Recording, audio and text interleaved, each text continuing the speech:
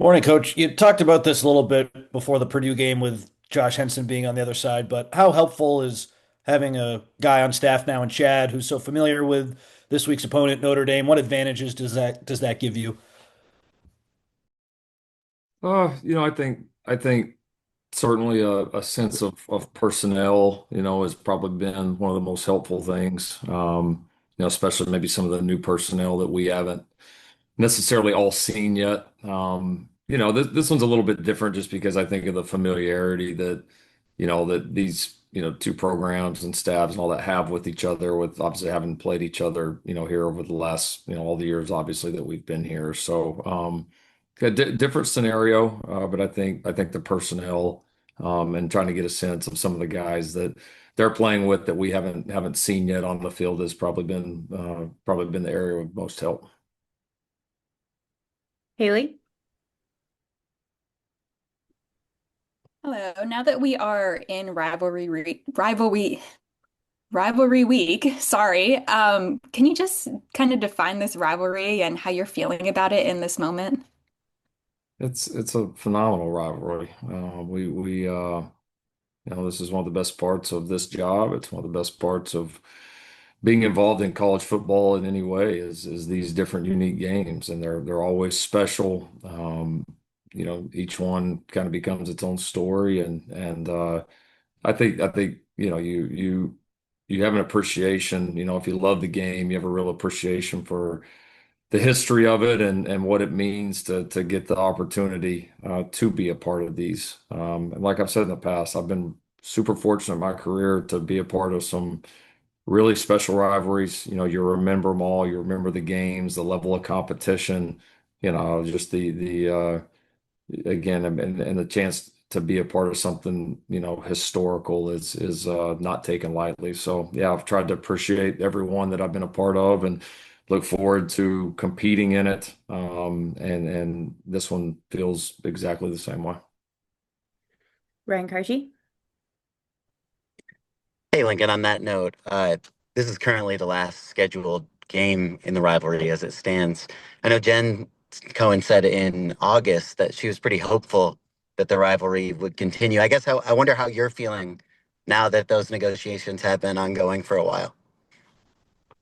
Yeah, it's honestly trying to keep my focus right now on the game this week. I don't know how that's going to play out. It will as it will. And like I would refer back to my comments that I made at Media Day. I feel exactly the same way about it. I love it. I hope it continues.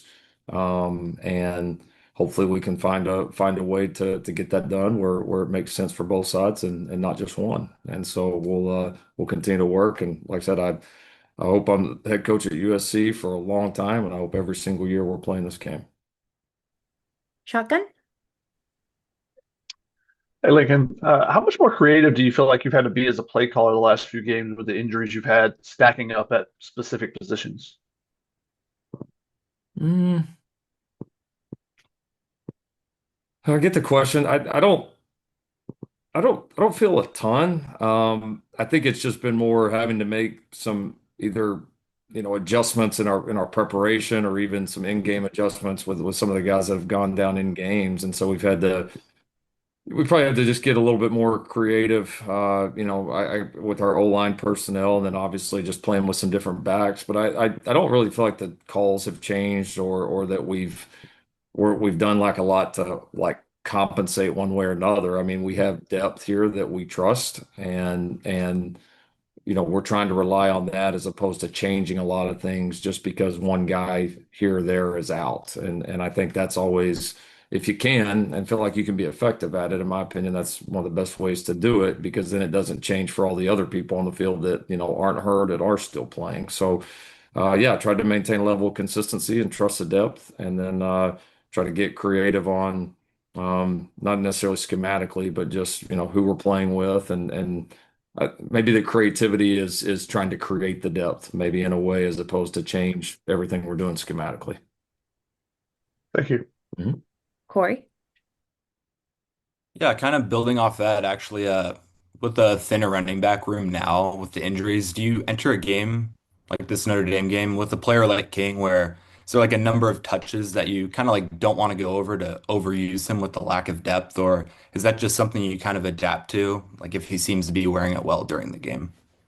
Now we get a bye week next week. We'll rest them up then. We're actually not more thin. We're really not. I mean, we're gonna we're gonna take four backs to the game, and all four will be ready to play. And so I mean that's same. It's actually one more than we took to the game last week. So we're not as thin. We're obviously not as experienced, clearly. But yeah, we got multiple guys. We're not going to adjust a lot of things, especially with new guys in there. Like we're gonna go play and do what we feel like those guys can do well and go turn it loose. Ryan Dyer. Hey, Coach, how you doing today? Hey Ryan, good to see you. Good seeing you. 20-year anniversary of the infamous Bush push. I believe, if I'm not mistaken, you were a student assistant under Mike Leach at Texas Tech when that happened. Curious if you remember it all. Like, were you able to watch it happen live as a student assistant back then? And then on top of that, just kind of what does that play mean to you as the not just the USC football coach, but just as a college football fan? Yeah, I definitely remember seeing it.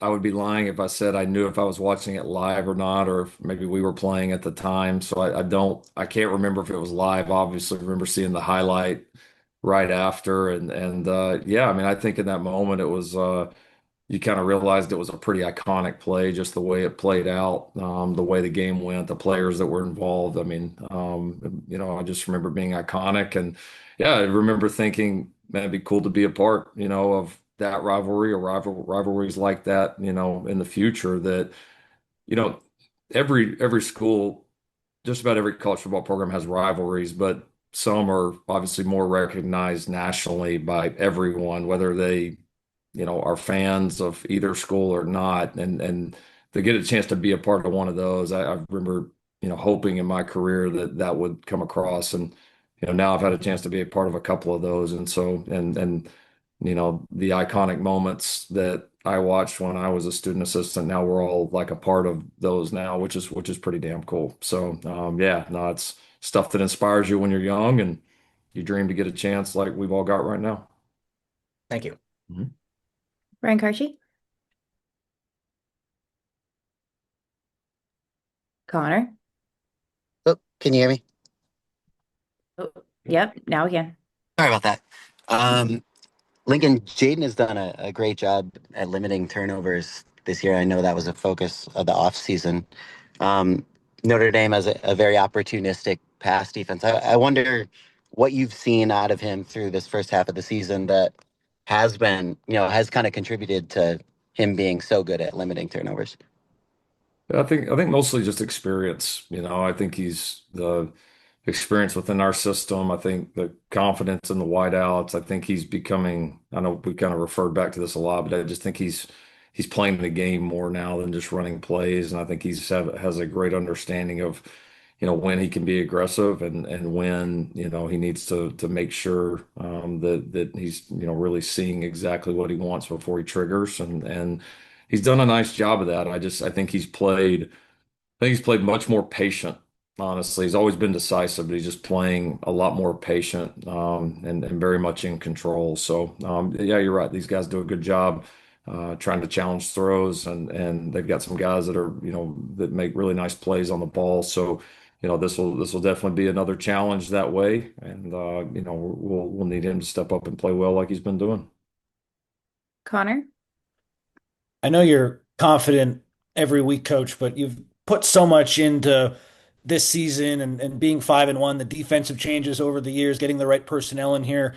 Can you compare and contrast your level of confidence heading into this game compared to the last 2 years? It'd be tough to compare. I mean, we're in a way different place, obviously. I mean, I think certainly from a personnel standpoint, a depth standpoint, even though we were probably a lot healthier at the time. Honestly, the last 2 years, but we were able to. Our competitive depth is in a much different place. There's no question about that. Yeah, each of those years is different. It's hard to compare because so much is different. But yeah, I mean, I think we sat here in the off season and got questions about, all right, what are the areas that we are continuing to improve and the steps that we're going to take. And I think, we're half a season in now, and I think, everybody's been able to see that. And again, I'm not sitting here professing that it's perfect. I'm not sitting here, it's going to keep getting better the more that we go here. But I do think the improvements across the board are noticeable. They're real. And we're going to continue to get chances to go prove that and to go prove ourselves. And that's the beautiful thing about this game is, talking season's been over for about 6 weeks now, and it's just about production and it's about going and playing. And that's what we do it for. It's what we love. And it's, yeah, I mean, I think this is a group's excited. We're confident in the group we have. We know we got some big challenges coming up, and obviously, here this week and here, after the bye week as we get back into the Big Ten. So, with this schedule, there's no letting up. But we wouldn't have it any other way. It's going to be fun, and I like the group that we have, and ready to go play. Mark? Hey, Coach. Someone asked me this question the other day, and I was wondering if you can maybe expound on it. USC, can you teach toughness to your offensive line and to your defensive line? Is that something you guys can actually develop, or did these guys just come with that mentality already? Have you seen that growth? Yeah, I think it's a balance. I mean, I think you definitely can do things and you definitely can do things in your program on a day-to-day basis that promote it. But like anything, it's much easier when you bring guys in, that already show signs of that. I mean, it just makes that process, I think, go a lot smoother as opposed to having to maybe change people. You're just trying to enhance people, if you will. And so in terms of like their toughness or whatever the skill set is. So yeah, I mean, I think you can develop it like any other skill, but like any other skill, somebody that's already naturally good at it, it's going to be a hell of a lot easier to develop it or get the desired result right a little bit faster. So, it's been as especially as we've kind of, changed course back into the high school recruiting, the development, limiting the portal. And I think for us continuing to define the types of people that we're bringing in to our program here at SC, it's something that we're paying attention to. And then I will say this, I mean, to your point of no matter how they come in, you got to continue to develop it. Well, the longer you have them here, the more you're going to be able to develop that, just like any other skill on the field, which again goes back to why we're doing what we're doing from a recruiting and a personnel standpoint to continue to develop the culture, the toughness, the mentality of this team, just as much as how well we play on offense or defense or special teams. Thank you. You're welcome. Thank you, Coach Riley. And then before we close, it's time for Conquest Command, a question from the front lines of the Trojan Army. Our question this week is from Light the Torch podcast. You can follow them on X, Instagram, and YouTube at Light the Torch podcast.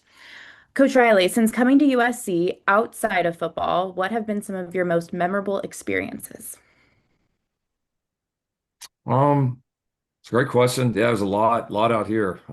It's obviously so different than anything, me and my family have been a part of. But I would say, yeah, probably I think just the experiences of living in Southern California with my family, and seeing the opportunities, especially, for our two girls, to live in a different part of the country, to be at a place where you get exposed and have an opportunity to experience so many unique things. And we've definitely, taken advantage of that during the times where we can.